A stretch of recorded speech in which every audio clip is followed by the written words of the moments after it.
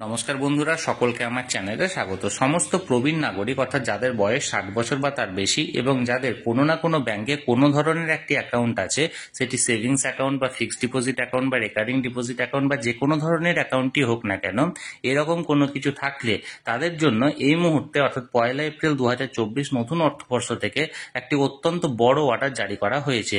এই অর্ডারের ফলে যদি আপনারা ইমিডিয়েট সেই ব্যাংকে গিয়ে যোগাযোগ না করেন এবং এই ফর্মটি ফিল আপ না করেন, তাহলে আপনারা মারাত্মক ক্ষতির সম্মুখীন হতে পারেন। কি সেই অর্ডারে কি কি বলা হয়েছে এবং কোন ফর্ম ফিল আপ করতে হবে এবং কিভাবে ফিল আপ করবেন, সকল কিছু নিয়ে আজকের ভিডিওটি বিস্তারিত আলোচনা করব। ভিডিওটি প্রবীণ নাগরিকদের জন্য অত্যন্ত গুরুত্বপূর্ণ, তাই প্রথম থেকে শেষ পর্যন্ত অবশ্যই ধৈর্য সহকারে দেখবেন এবং ভালো লেগে থাকলে অবশ্যই একটি লাইক করবেন এবং সকলের সঙ্গে শেয়ার করবেন। আর সেই সাথে এই চ্যানেলে যদি প্রথমবার হয়ে থাকেন, তাহলে এরকমের ইনফরমেটিভ ভিডিও আরও দেখার জন্য যারা এখনো পর্যন্ত এই চ্যানেলটিকে সাবস্ক্রাইব করেননি, তারা অবশ্যই চ্যানেলটিকে সাবস্ক্রাইব করে নিতে ভুলবেন না। তাহলে চলুন আমরা বিস্তারিত দেখে নিই।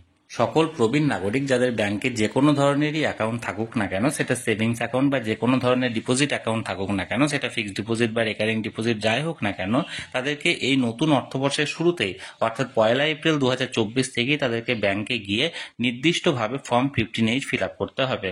যদি আপনি ফর্ম 15H যথারীতিভাবে না ফিল আপ করেন, তাহলে সেই ডিপোজিট অ্যাকাউন্টগুলি থেকে প্রাপ্ত যে সুদ, সেই সুদের একটি পার্সেন্টেজ কিন্তু কেটে নেওয়া হবে, অর্থাৎ আপনি আপনার কষ্টার্জিত টাকার যথাযথ সুদটা কিন্তু পাবেন না। কিভাবে এই ফর্ম 15H ম্যানুয়ালি আপনারা ফিল আপ করবেন এবং কি কি ডকুমেন্টসের সঙ্গে জমা দেবেন, সেটি আজকে আমি বিস্তারিত আলোচনা করব। দেখুন, এখানে আমি একটি ফর্ম 15H আপনাদের সঙ্গে শেয়ার করলাম। দেখুন, এখানে বলা হয়েছে declaration under section 197A to be made by an individual who is the age of 60 years or more claiming certain income without deduction of tax. অর্থাৎ যে সমস্ত প্রবীণ নাগরিকদের বয়স 60 বছর বা তার বেশি, তাদেরকে 197A1C এই আন্ডারে, এই সেকশনের আন্ডারে তারা ক্লেম করতে পারেন। তাদের যে টিডিএসটা কাটা হচ্ছে বা ট্যাক্সটা কাটা হচ্ছে, তাদের যে ডিপোজিট আছে বা তাদের যে অ্যাকাউন্ট আছে সেখান থেকে, সেটা তারা ক্লেম করতে পারেন। এখানে দেখুন, এটা দুটো ভাগ আছে, একটা হচ্ছে পার্ট 1 এবং অপরটি হলো পার্ট 2। প্রথমে পার্ট 1টা ফিল আপ করে আমি দেখাই। প্রথমে এখানে বলা হয়েছে, দেখুন, নেম অফ দ্য অ্যাসেসি বা ডিক্লেরেন্ট। এখানে যে প্রবীণ নাগরিক এই ফর্মটি ফিল আপ করছেন বা যার নামে অ্যাকাউন্ট আছে, তিনি এখানে তার নামটি এখানে উল্লেখ করবেন। ধরুন আমি এখানটায় লিখলাম অজয় ব্যানার্জি। এখানে ডিক্লারেন্টের নামটা হলো অজয় ব্যানার্জি। এবার দেখুন, 2 নম্বর পয়েন্টে বলা হয়েছে প্যান অফ দ্য অ্যাসেসি, অর্থাৎ সেই প্রবীণ নাগরিকদের যে প্যান কার্ড নাম্বারটি আছে সেটি এখানে উল্লেখ করতে হবে। ফর এক্সাম্পল আমি দেখুন এখানটায় লিখলাম ABCD 4221P, এটা হলো প্যান অফ দ্য অ্যাসেসি। এখানে কিন্তু আপনাদের যেটা থাকবে সেটা এখানে উল্লেখ করবেন। এরপর দেখুন date of birth. Date of বার্থের সিকোয়েন্সটা কি? প্রথমত ডিডি অর্থাৎ ডেটটা লিখতে হবে, তারপরে অর্থাৎ মান্থ দিতে হবে, তারপরে ওয়াই এবং ইয়ারটা দিতে হবে। এক্ষেত্রে ডেট যেটা দেওয়ার নিয়ম হচ্ছে, যদি আপনার মানে দুটো সংখ্যা দিতে হবে, অর্থাৎ আপনার যদি 1 তারিখ বা 2 তারিখও জন্ম হয়, তাহলে সেক্ষেত্রে 01 বা 02 লিখবেন। আমি যেমন এখানটা দেখুন লিখলাম 5ই ফেব্রুয়ারি 1959, অর্থাৎ 05/02/1959 এখানে আমি উল্লেখ করলাম। এবার দেখুন, এখানে বলেছে 4 নম্বরের পয়েন্টটা প্রিভিয়াস ইয়ার বা ফাইন্যান্সিয়াল ইয়ারের যে for which declaration is being made, অর্থাৎ আপনি মানে কোন ইয়ারের জন্য এই ডিক্লারেশনটা দিতে চলেছেন। এক্ষেত্রে এটা যদি আপনারা এই বছরের জন্য করেন, মানে এবার যদি ফিল আপটা করেন, তাহলে এক্ষেত্রে আপনাকে লিখতে হবে 2024-25, যেটা আমি এখানে লিখে দিলাম। এবার দেখুন, এবার আপনার ফুল অ্যাড্রেসটা এখানে চেয়েছে। এখানে ফ্ল্যাট বা ডোর বা ব্লক নাম্বার, যদি আপনি ফ্ল্যাটে বাস করে থাকেন ফ্ল্যাটের নাম্বারটা বা ব্লক নাম্বারটা দেবেন। যদি আপনার বাড়িতে থেকে থাকেন, তাহলে সেক্ষেত্রে সেই নির্দিষ্ট ডোর নাম্বার বা ব্লক নাম্বার দেবেন। আমি ধরুন এখানে ফ্ল্যাটের এখানে উল্লেখ করলাম যে ব্লকে ফ্ল্যাট নাম্বার 2 এখানে উল্লেখ করার পরে, এবার দেখুন name of the premises. Name of the premises অর্থাৎ সেই ফ্ল্যাট বা সেই কমপ্লেক্সে যদি কোনো নাম থেকে থাকে বা আপনার যদি বাড়ির কোনো নাম থেকে থাকে, সেটা দেবেন।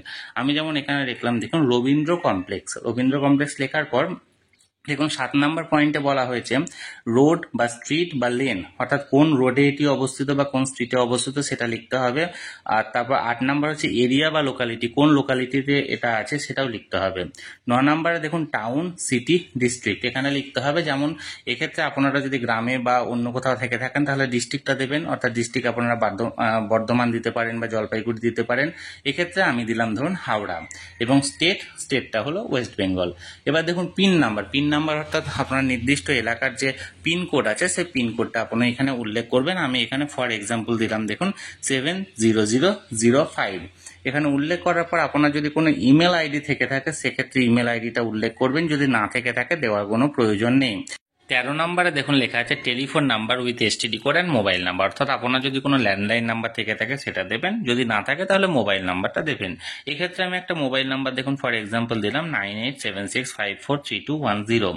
এবার দেখুন সব থেকে ভাইটাল যে পয়েন্ট সেটা হলো 14 নম্বরের where assessee to tax yes or no, অর্থাৎ আপনার যদি ট্যাক্স কোনো রকম বিগত বছরের ইনকাম ট্যাক্স ফাইল করে থাকেন তাহলে সেক্ষেত্রে এখানে ইয়েস দিতে হবে এবং লিখতে হবে আপনি কোন ফাইন্যান্সিয়াল ইয়ারে সেটা মানে আইটিআরটা ফাইল করেছিলেন বা রিটার্ন করেছিলেন। যদি আপনি না করে থাকেন তাহলে এখানে নো করবেন। এক্ষেত্রে বিগত টাইমের মধ্যে বলা হয়, এটাকে সাধারণত 6 বছর টাইম লিমিটের মধ্যে ধরা হয়, অর্থাৎ বিগত 6 বছরের মধ্যে যদি করে থাকেন আইটিআর ফাইল তাহলে সেক্ষেত্রে ইয়েস দেবেন এবং এখানটা লিখবেন কোন ফাইন্যান্সিয়াল ইয়ারে। আর যদি না করে থাকেন তাহলে 6 বছরের মধ্যে তাহলে এক্ষেত্রে নো লিখবেন। আমি যেমন এখানে লিখলাম ইয়েস এবং এখানে টাইমটা দিলাম দেখুন 2020-21 অর্থবর্ষের জন্য। এবার দেখুন 15 নম্বর যে পয়েন্টটা সেটা হচ্ছে estimated income for which this declaration is made. Estimated ইনকামটা কত হতে পারে যেটার জন্য আপনি এই ডিক্লারেশনটা দিচ্ছেন। আমি এখানে ফর এক্সাম্পল আমাদের এখানে তো মূলত যে প্রাপ্য সেটা হচ্ছে তো সুদ। এখানে ফর এক্সাম্পল আমি দেখুন এখানে 60,000 টাকা দিলাম যে 60,000 টাকা আমার এস্টিমেটেড ইনকাম হতে পারে। এরপর 16 নম্বর ফর্ম দেখুন estimated total income of the PY in which income mention in column 15 to be included. যদি এই ইন্টারেস্ট ছাড়া আপনার আরও কোনো ইনকাম থেকে থাকে যেটা আপনি ফাইল করতে বা জানাতে চাইছেন, যেমন অনেকে হয়তো পেনশন হোল্ডার হতে পারেন, হয়তো মাসে মাসে কোনো পেনশন পেয়ে আসছেন, যদি সেরকম কেউ কিছু থেকে থাকেন তাহলে সেক্ষেত্রে সেই ইনকাম প্লাস আপনার যে ইন্টারেস্টের ইনকাম আছে দুটোকে ক্যালকুলেশন করে এখানে দিবেন। আর যদি সেটা না থাকে তাহলে সেক্ষেত্রে ইন্টারেস্টের ইনকামটা এখানে পুট করবেন। অর্থাৎ আপনার যদি না থাকে তাহলে ইন্টারেস্ট ইনকামই 60,000 টাকা পুট করবেন, আর যদি থেকে থাকে তাহলে 16 নম্বর ফর্মে আপনি 60,000 প্লাস ধরলাম আমি এই ব্যক্তি পেনশন হোল্ডার এবং পেনশন পেয়ে আসছে ধরুন আরো বাৎসরিক 2 লক্ষ টাকা, তাহলে এক্ষেত্রে সেই ব্যক্তি লিখলো 2,60,000 টাকা। আশা করি বিষয়টি বোঝাতে পারলাম। এবার দেখুন এখানে বলা হয়েছে 17 নম্বর ফর্মে details of form number 15H other than this form field for the previous year if any, অর্থাৎ গত বছর 15H ফর্ম কি এই ফর্মটা ছাড়া আর কোনো ফিল আপ করা হয়েছে।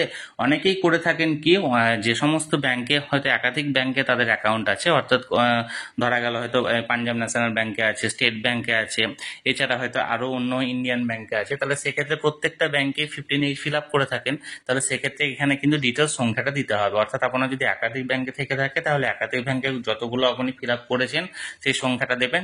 এখানে ধরা গেল আমি টোটাল 3টে করেছি তাহলে এখানে 3 লিখলাম, আর এক্ষেত্রে আপনার যদি না করে থাকেন তাহলে এক্ষেত্রে নীল লিখবেন। অর্থাৎ আপনার যদি এই একটা অ্যাকাউন্টে থাকে হয়তো দেখা গেল হয়তো স্টেট ব্যাংকে আছে তাহলে সেক্ষেত্রে নীল লিখলেন। এবার দেখুন total number of form number 15H fill up, এটা তো বললাম আপনার 1, আমি যেমন এখানে 1ও লিখতে পারি বা নীলও লিখতে পারেন। এবার দেখুন aggregate amount of income for which form number 15H fill, অর্থাৎ কত ইনকাম আছে যেটার পরিপ্রেক্ষিতে আপনি এখানটায় এটা ফিল আপ করছেন।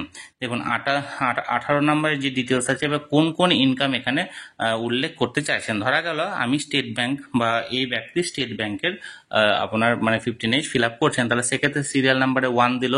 1 দেওয়ার পর আইডেন্টিফিকেশন নাম্বার, অর্থাৎ যদি একটা ফিক্সড ডিপোজিট থেকে থাকে তাহলে সেই ফিক্সড ডিপোজিটের নাম্বারটা দিল। আমি এক্ষেত্রে দিলাম দেখুন 1 2 3 4 5 6 ফিক্সড ডিপোজিট অ্যাকাউন্ট নাম্বারটা।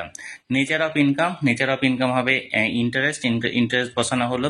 Section under which tax is deductible, এটা কোন সেকশনের আন্ডারে এই ট্যাক্সটা ডিডাক্ট হবে, এটা হবে 194A, এই সেকশনের আন্ডারে ইন্টারেস্টটা ডিডাক্ট হয়, টিডিএসটা ডিডাক্ট হয়, তাহলে এক্ষেত্রে দেখতে হবে 194A। এবং অ্যামাউন্ট অফ ইনকাম এবং কত টাকা আপনি সুদ পেয়েছেন, সেক্ষেত্রে ধরা গেল এই ব্যক্তির একটা অ্যাকাউন্ট ছিল এবং একটা অ্যাকাউন্ট থেকে 60,000 পেয়েছে, এক্ষেত্রে 60,000 টাকা এখানে বসিয়ে দেওয়া হলো।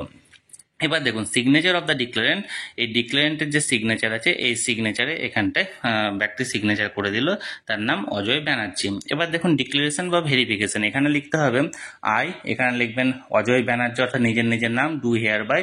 এবার শেষের দিকে দেখুন আর দুটো কলম আছে for the previous year ending 1, কোন তারিখ এন্ডিং হচ্ছে 31শে মার্চ 2000 2024 এখানে উল্লেখ করবেন। রিলেভেন্ট ফর দ্য অ্যাসেসমেন্ট ইয়ার হবে 2024-25 উইল বি নীল। এখানে প্লেস ডেট দিয়ে এখানে সিগনেচার অফ দ্য ডিক্লারেন্ট সিগনেচার করবে, অর্থাৎ সেই প্রবীণ নাগরিক সিগনেচার করবে। এবার এক্ষেত্রে আপনাদের আমি এখানে একটা মানে ডেমো ফর্ম ফিল আপ করে দেখালাম এই ব্যক্তির নাম দিয়ে। আপনাদের যে নাম হবে বা যা তথ্য হবে সেই তথ্য অনুযায়ী ম্যানুয়ালি এই ফর্মটা ফিল আপ করে তার সঙ্গে কিছুই দিতে হবে না। যদি আপনার কোনো রকম কোনো কেওয়াইসি না করা থাকে তাহলে আধার কার্ড প্যান কার্ডের জেরক্স দেবেন, আর যদি কেওয়াইসি করা থাকে তাহলে কিছু দেওয়ার প্রয়োজন নেই, আপনারা এটা সংশ্লিষ্ট ব্যাংকে জমা করে দেবেন। এবং আশা করা যায় এই ফর্মটি জমা দেওয়ার এই একদিনের মধ্যে বা 1 থেকে 2 দিনের মধ্যে আপনার এই 15H সাবমিট হয়ে যাবে এবং আপনার কোনো রকমের কোনো টিডিএস কাটা হবে না। তাহলে বন্ধুরা, যে অর্ডারটি জারি করা হয়েছিল এবং এই 15H ফর্মটি কিভাবে ফিল আপ করবেন সেই সংক্রান্ত বিস্তারিত আমি জানানোর চেষ্টা করলাম। এই নিয়ে যদি কোনো আপনাদের প্রশ্ন থাকে অবশ্যই কমেন্ট করে জানাতে পারেন। আর এই ভিডিওটি ভালো লেগে থাকলে অবশ্যই একটি লাইক করুন এবং সকলের সঙ্গে শেয়ার করুন। আর সেই সাথে চ্যানেলে যদি প্রথমবার হয়ে থাকেন অবশ্যই চ্যানেলটিকে সাবস্ক্রাইব করে রাখুন। ধন্যবাদ, দেখা হচ্ছে পরের ভিডিওতে।